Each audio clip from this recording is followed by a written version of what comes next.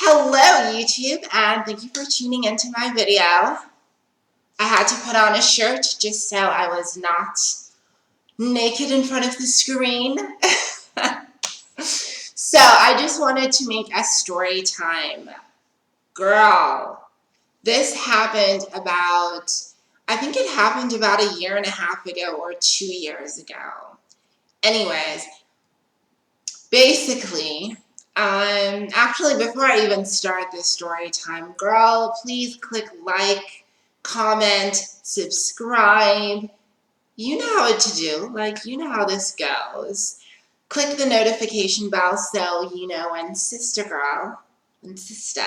posts another video like this. All right, let's go. Let's get into this video. So basically, at the place that I worked, I was friends with this girl. We're going to call her Jessica. We're still close friends. But I moved to a different department to that of Jessica. So we weren't seeing each other as much as we used to before. Cool. So we had to, plan days when we would hang out and when we would do things. So Jessica hits me up at around afternoon time. It was probably like 2 or 3 or 4. She hits me up and she's like, "Hey girl, listen, we are going to be having a barbecue at our place. It'd be really nice if I can see you. A lot of my friends are going to be there. Pull through." So obviously I was amped to see her, but let me just give you some background on Jessica's friends. So Jessica is like a super tomboy. Most of her friends are guys. Most of her friends are men of color, so a lot of black guys, a lot of mixed guys. And she surrounds herself with a lot of masculine energy. And unfortunately, within her friend group, there's a lot of toxic masculinity. When I started being friends with her, some of her guy friends had an issue with me, being trans. They obviously didn't go out of their way to talk to me or to be polite or friendly. And they'd even go to the degree of, low-key kind of making fun of me, but not in a way that would be like apparent, but in more of like a passive-aggressive way. So I pick up on all of these little microaggressions. That being said, this group of macho, toxic, masculine, hood guys, they were the ones who would hit on me the most. They were the ones who were the most shady. They were the ones who would pull me into a corner and try to kiss me. They were the ones who tried to undo my bra and feel me up. The same dudes that are out here trying to make fun of me. So when she told me she was going to be having a barbecue at her place with her friends, the first thing I thought was, her guy friends are going to be there, and I'm really not trying to see them, but I haven't seen her in girl, it had been about 2-3 months that I hadn't seen my girl. So I was like, fuck it, I'm going to go. So I go to her house. By the time I get there, everybody's lit. People are having a good time. I walk in, and these group of guys, they turn around and they see me as I'm coming in. And there's this one guy I had never seen before, or I had never met before. He's sort of this he's this short, super light-skinned, mixed guy with really green eyes, like blue-green eyes. And yeah, and jet black hair. So he sees me. Somebody whispers something in his ear. He bursts out laughing. They all look at me. They look in my direction. And girl, you already know what's up. You already know when you walk into the room and you can feel the eyes, and then suddenly people are whispering and there's commotion. And especially if it's people that you know. You know what I mean? I digress. I go to Jessica, hug my girl. We start drinking. So at this point, I kind of just wanted to be around Jessica, and there were some girls there. So I was around Jessica, I was around Green Eye's sister, and it turns out Green Eye's other sister was also there. I didn't know this. So I'm with the girls, we're all drinking, we're having a good time, people are singing. You know, a girl starts to get drunk.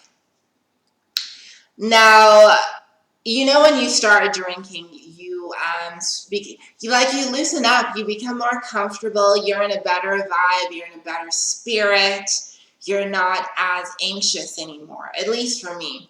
So the party moves from inside the house to outside to where the guys are.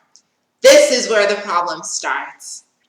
This is where the problem starts. So we're all singing, we're dancing. We had this like low-key kind of karaoke thing where we would play like music and we would sing along. Fun time.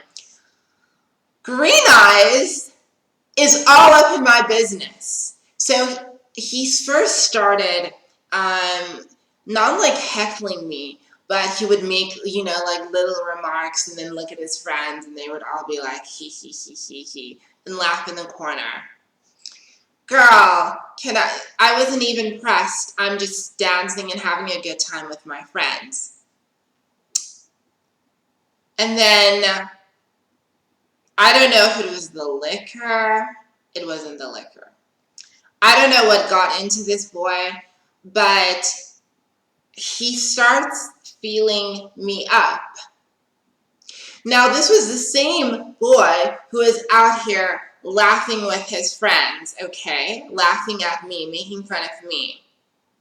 Now, baby boy, brother, is out here with his arms around me, his hands around me. So, you know, I move his arm off me because I'm out here trying to dance with my friends, have a good time.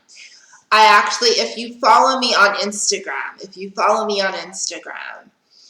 and you scroll all the way down, there's a video where I have like red hair or like a red weave, and I'm wearing a cap. And we're singing to this like Whitney Houston song. And there's a guy behind me, a super light-skinned guy with green eyes, who's trying to like grab me and hold me. All I'm saying is this shit is documented, so don't come for me. So he's all touchy-feely, and I'm like, what's going on? Like, what's happening? Like, leave me alone.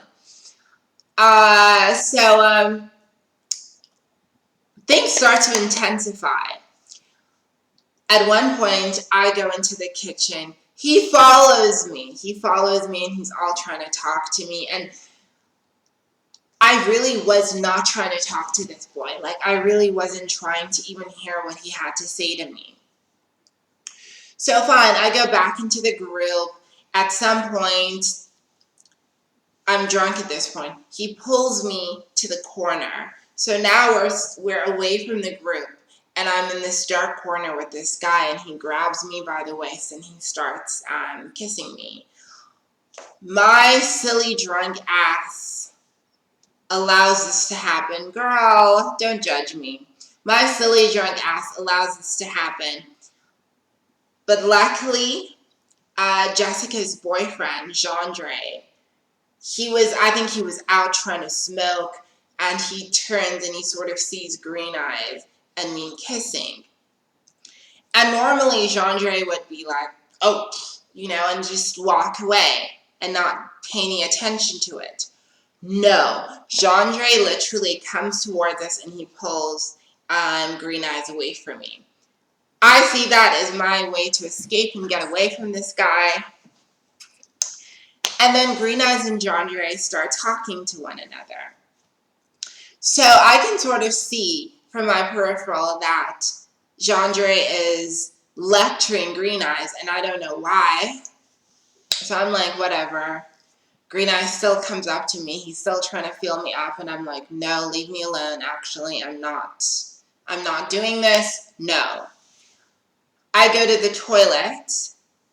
Gal, Green Eyes follows me. As soon as I go into the toilet, he pushes the door and he slams it behind him, and he pushes me against the wall.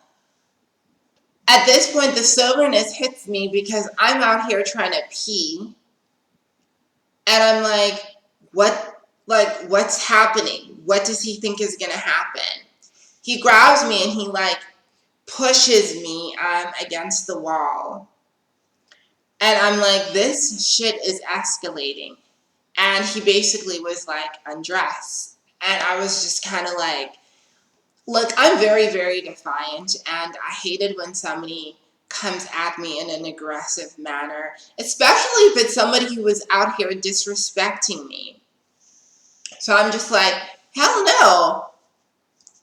I grab the door handle to get out, and he tries to block me. And I'm like, boy, get out of here. Like, I'm not out here trying to do that. So I leave. I don't freaking get to pee because Green Eyes is in the toilet and doesn't want me to, leave. So I'm like, snap. Now I have to sit here with my pee. Gal!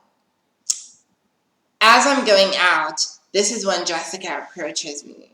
And she's like, girl, Jandre told me that you were out here making out with Green Eyes. Is that true? And I'm like, yeah, he tried to kiss me. Like, what's going on? What's going on is he's a whole married man. Like, fully married. The ring is on his finger. His child was at the party. His sisters were at the party. Come to find out, his sister-in-law is at the party. And he was being hella messy. And now when I think about it, he was being very flirtatious in front of, everybody. So I'm just kind of like, shit's about to escalate. Because these people know that he's married and they can see him coming for me. So I take it upon myself. I make the executive decision to remove myself from the situation. I order an Uber because I'm not out here trying to be messy with this married man. This married man who's hella disrespectful to me. So I order an Uber and I'm like, I need to get home. I need to pee. I need to get out of this situation. Bye, Felicia. Order an Uber and I hug Jandre. I can't find Jessica at this point. I just say bye to a couple of people. Some people were already starting to give me the side eye. So I'm like,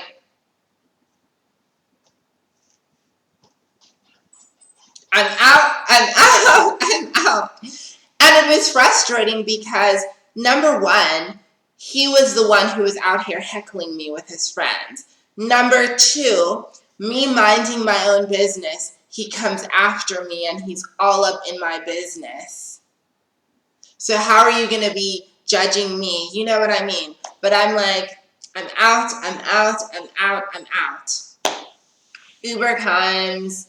He runs to the gate and he's all like, no, what's going on? Don't go. What's up? Stay. Can I come with you? I'm just like, boy, bye. Go be with your family. Gal, leaving that party, best decision of my life, because had the wife found out, turns out she would have fucking beat my ass. This wasn't a girl I wanted to play with like that. So, I get home, and then obviously the rumor mill starts going off. And, people, obviously Jessica was like, she told me, she was like, look, I'm going to have to speak to Green Eyes' sisters and be like, this is what happened. Listen to what he says. Green Eye's defending himself. He says that I was all over him. I couldn't leave him alone. Really? Really? I have video footage that says otherwise. That I couldn't leave him alone. I was after him. Come to find out, he's been a tranny chaser. He's been out here trying to chase the girls. Girl, and this video isn't necessarily to like expose anyone. I'm not out here trying to embarrass or humiliate someone. But rather what I'm trying to, the point that I'm trying to get across in this video is these men that are out here fetishizing us. They're out here fetishizing us, but they still want to low-key clown us. They don't want to give us the respect that they give to other women. And they want to low-key kind of like humiliate us. And then they want to come and act as though we are the ones who are out here trying to finesse with them. We're the ones out here trying to pull them into our lair. And I'm like, we're really not though. We are really, really not. No one's out here checking for you like that. So all I'm going to say is, trans girls, one thing that I had to learn the hard way is the guys that are out here in these streets that are super macho and toxic masculinity and all that buzz, and the guys that are trying to make fun of you and humiliate you and who are speaking the loudest, girl, they're the ones who want you the most. Someone who's not checking for you would never invest that much energy in you. So next time you have a boy out here talking about you're a man, you're this, you're that, you're the other, and laughing with his friend, girl, these men are shady. Like these types of tranny chasers are the worst. The mean, abusive kind are the worst. So I'm not here for this. 2020 is a new decade. It's time for not entertaining any of that nonsense. So thank you so much for watching my video. Deuces, peace, love, and many blessings. Bye.